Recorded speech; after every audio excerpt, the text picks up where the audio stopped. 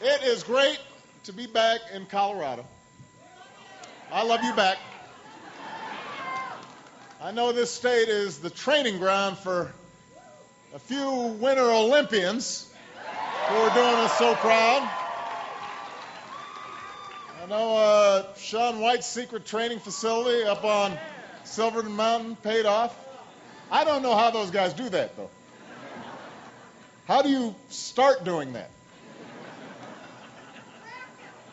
No, but how do you get up the guts the first time to start practicing doing that?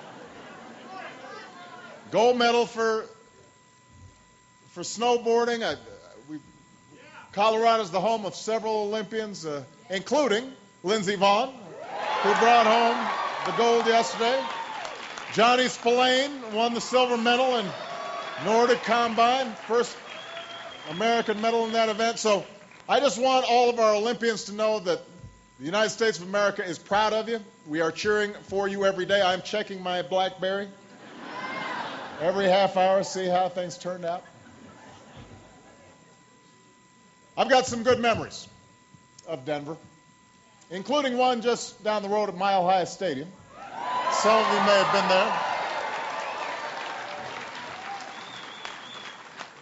there. That night I talked about the promise of America.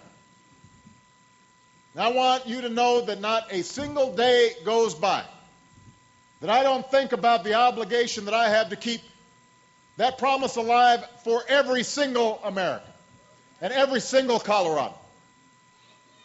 You're welcome.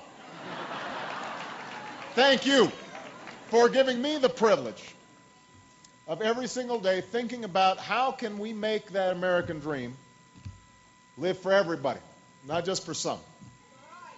And I'm thrilled to be here in support of a leader who shares our commitment to that priority, Senator Michael Bennet.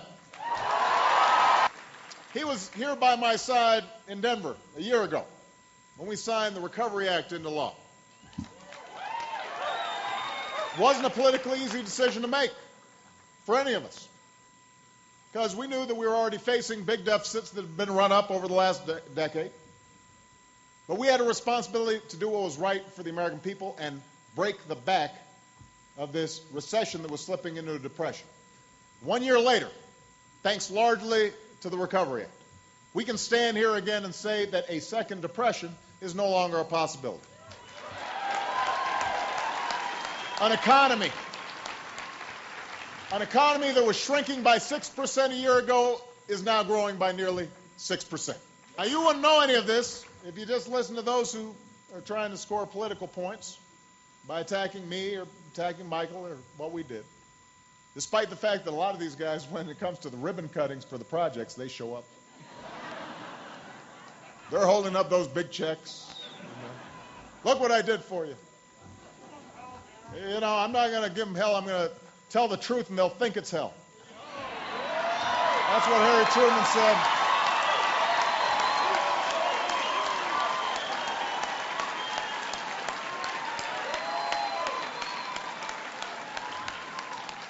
But that's politics as usual.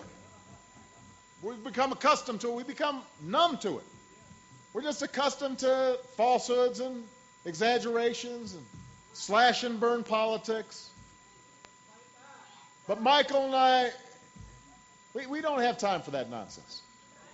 We're going to keep doing everything in our power to turn this economy around. We won't rest as long as millions are still without work, or millions are still working harder and harder for less, until they begin to feel recovery in their own lives. We're going to keep on working. Michael was part of a majority in the Senate that supported the creation of an independent bipartisan fiscal commission to help us find long-term solutions to some of the problems that we're facing. There you go. Now, unfortunately, partisanship blocked that step. Some of you read about this, how there were 7 people who were co-sponsors of this bill that would create this fiscal commission, who, when I decided I was for it, suddenly were against it. They were sponsors of the bill. So we said, okay, that's all right. I'll establish one on my own. National Commission on Fiscal Responsibility. We signed it today. Alan Simpson, a Republican, Erskine Bowles, a Democrat, to find real solutions. You know, Michael held an event out here recently where he was talking about fiscal discipline, and his 10-year-old daughter, Caroline, came to watch. There she is. Wave. Yes, there she is. When she was born, America had a surplus. But after 2 tax cuts, 2 wars, prescription drug program, none of which were paid for, we faced a deficit of over $1 trillion and projected deficits of $8 trillion over the next decade. That's all before my administration spent a single dollar. Then you had the recession. That's another $3 billion. And then we did have to make sure that we were stimulating the economy. That cost about $1 trillion, a fraction of the overall debt. If you come out and caucus for Michael on March 16th and then fight for him all the way to November, if you help him finish what we've started, we're not just going to move Colorado forward, we're going to move America forward, and we're going to guarantee that this century is the American century, just like the last one is. Let's get to work, Colorado. God bless you.